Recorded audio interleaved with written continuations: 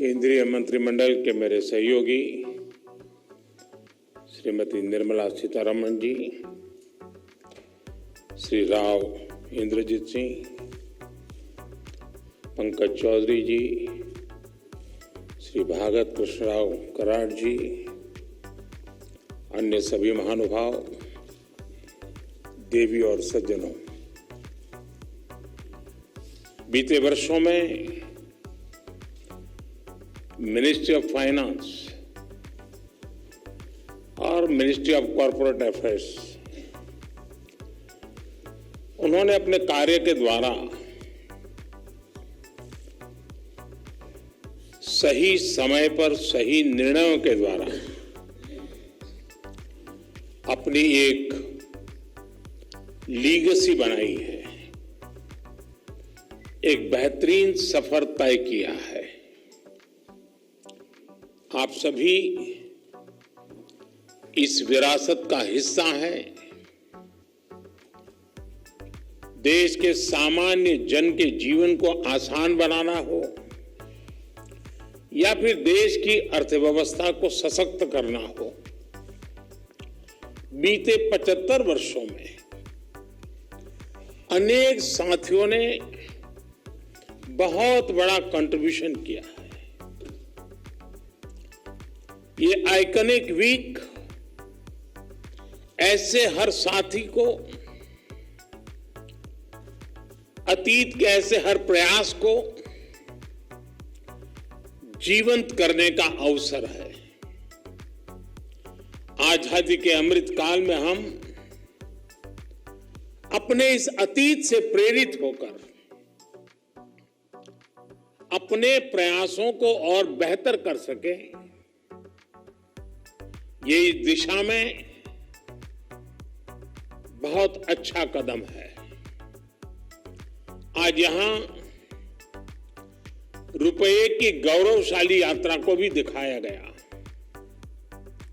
इस सफर से परिचित कराने वाली डिजिटल प्रदर्शनी भी शुरू हुई और आजादी के अमृत महोत्सव के लिए समर्पित नए सिक्के भी जारी किए गए।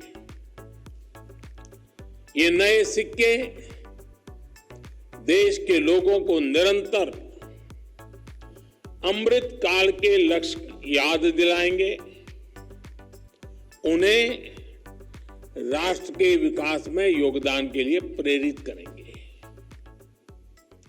अगले एक हफ्ते में अनेक कार्यक्रम आपके विभाग के द्वारा होने वाले हैं। इस अमृत कार्य से जुड़े सभी विभागों को, आपकी हर छोटी मोटी इकाई को मैं बहुत बहुत शुभकामनाएं देता हूं। साथियों, आजादी का यह अमृत महोत्सव सिर्फ 75 वर्षों का उत्सव मात्र नहीं है, बल्कि आजादी के हमारे नायक नायिकाओं ने आजाद भारत के लिए जो सपने देखे थे, उन सपनों को सेलिब्रेट करना,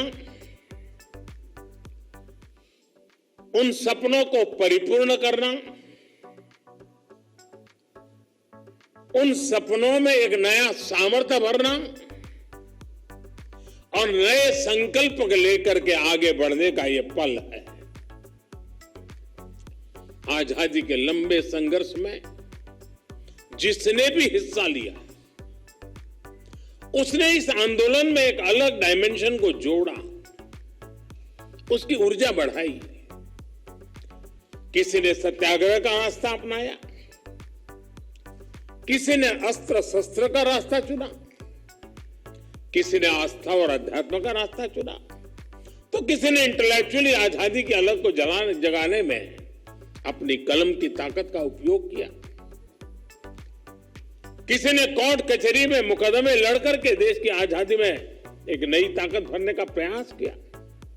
इसलिए आज जब हम आजादी के 75 वर्ष का पर्व मना रहे हैं, तो प्रत्येक देशवासी का कर्तव्य है कि वो अपने अपने स्तर पर अपना कोई विशिष्ट योगदान राष्ट्र के विकास में जरूर जोड़े। आप देखिए, अगर हम राष्ट्र के तौर पर देखें तो भारत ने बीते 8 वर्षों अलग अलग आयामों पर नित्य नूतन कदम उठाए हैं, नवीन काम करने का प्रयास किया है। इस दौरान देश में जो जनभागीदारी बढ़ी, उन्होंने देश के विकास को गति दी है। देश के गरीब से गरीब नागरिक को सशक्त किया है। स्वच्छ भारत अभियान ने गरीब को सम्मान से जीने का अवसर दिया। पक्के घर, बिजली, गैस, पानी, मुफ्त इलाज जैसी सुविधाओं ने हमारे गरीब की गरिमा बढ़ाई, हमारे नागरिकों के आत्मविश्वास में एक नई ऊर्जा भर दी और साथ साथ सुविधा भी बढ़ाई। कोरोना काल में मुफ्त राशन की योजना ने 80 करोड़ से अधिक देशवासियों को भूख की आशंका से मुक्ति दिलाई। देश के आधे से अधिक आबादी जो देश के विकास के विमर्श से, फॉर्मल सिस्टम से वंचित थी, एक्सक्लूडेड थी, उसका इंक्लूजन हमने मिशन मोड पर किया। फाइनेंशियल इंक्लूजन का इतना बड़ा काम इतने कम समय में दुनिया में कहीं नहीं हुआ है।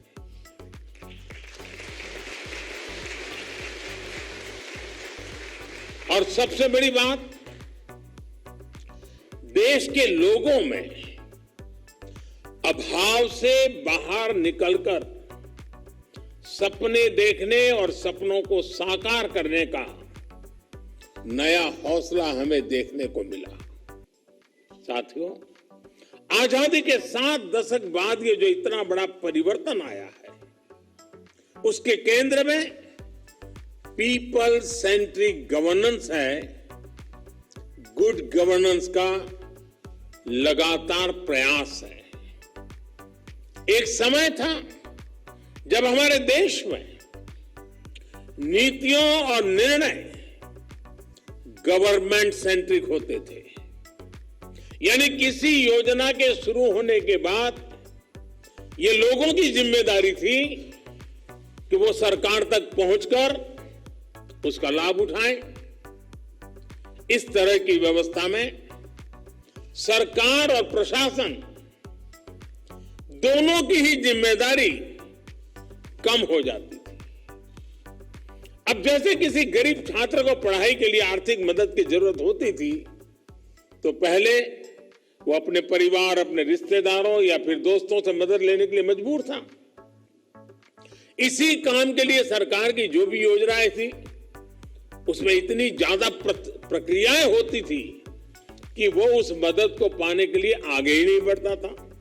उस प्रक्रिया में ही थकान महसूस करने लग जाता था। इसी तरह अगर किसी एंटरप्रेन्योर, किसी व्यापारी, कारोबारी को लोन की जरूरत होती थी, तो उसे भी अनेक जगह चक्कर लगाने पड़ते थे, अनेक प्रक्रियाओं से गुजरना पड़ता था।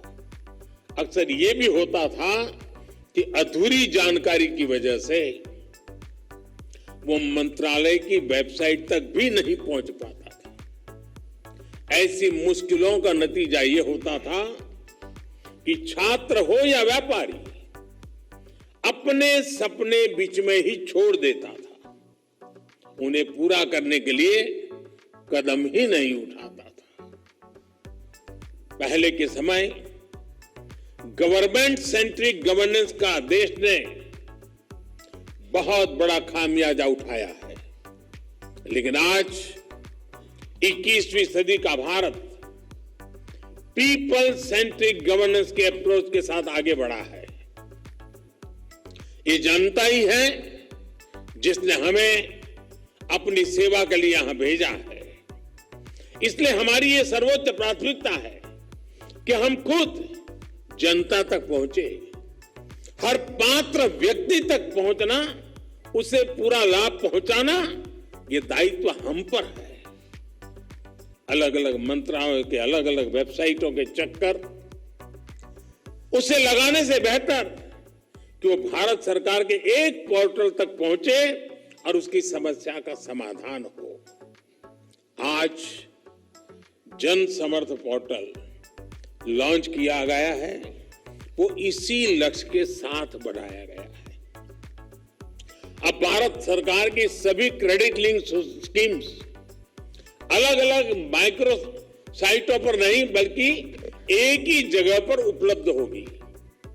ये जन समर्थ पोर्टल छात्रों का, एंटरप्रेन्योर्स का, व्यापारियों, कारोबारियों का, किसानों का जीवन तो आसान बनाएगी ही, उन्हें अपने सपने पूरे करने में भी मदद करेगा।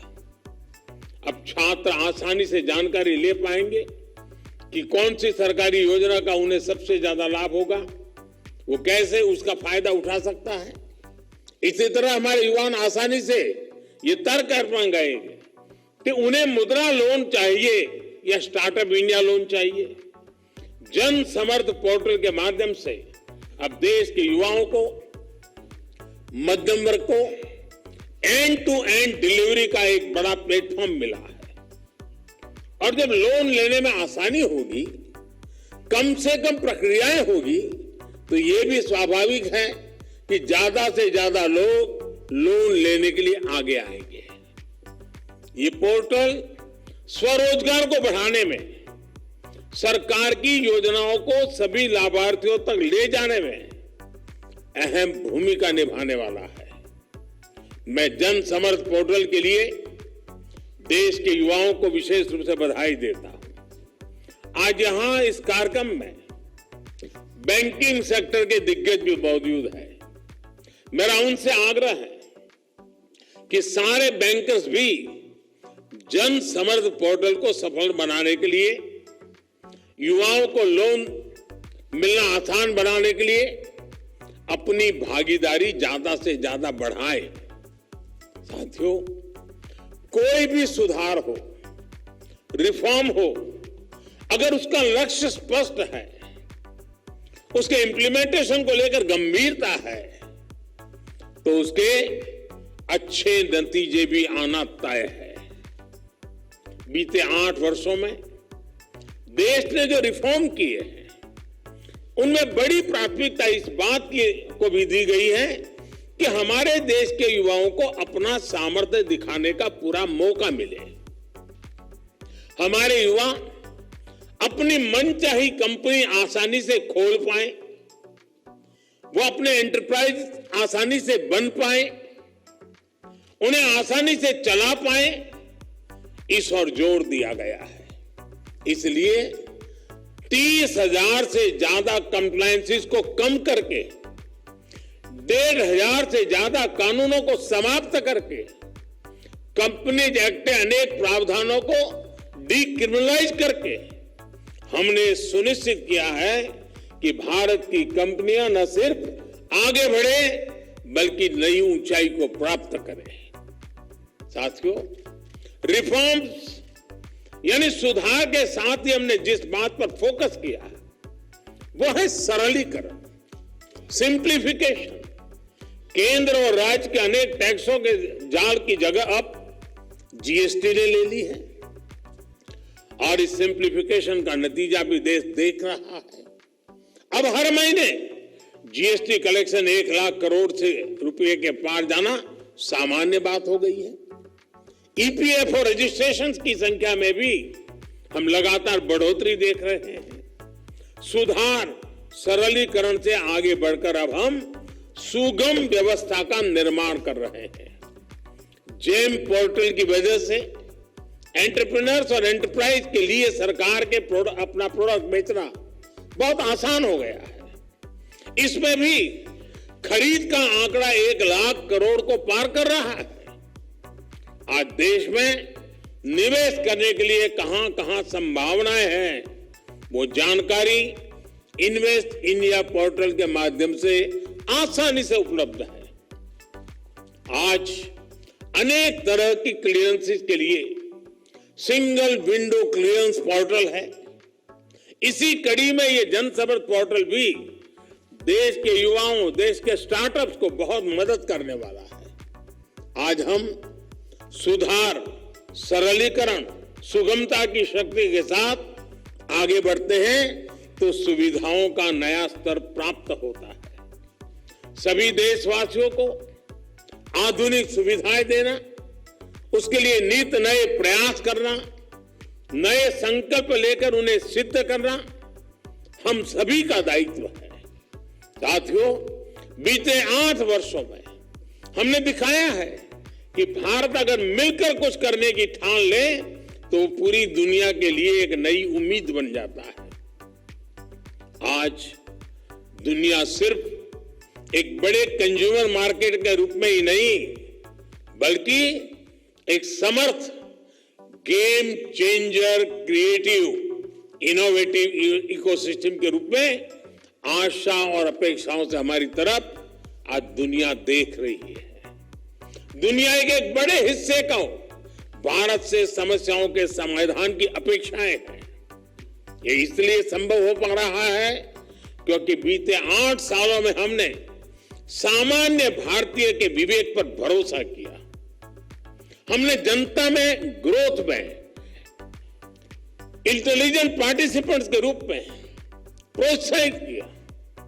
हमें देश की जनता पर पूरा विश्वास रहा है कि जो भी टेक्नोलॉजी सुशासन के लिए लाई जाएगी उसे देश की जनता स्वीकार करेगी और सराहेगी भी। इसी जन विश्वास का परिणाम दुनिया के सर्वश्रेष्ठ डिजिटल ट्रांजैक्शन प्लेटफॉर्म यूपीआई यानी यूनिफाइड पेमेंट इंटरफेस के रूप में सबके सामने है।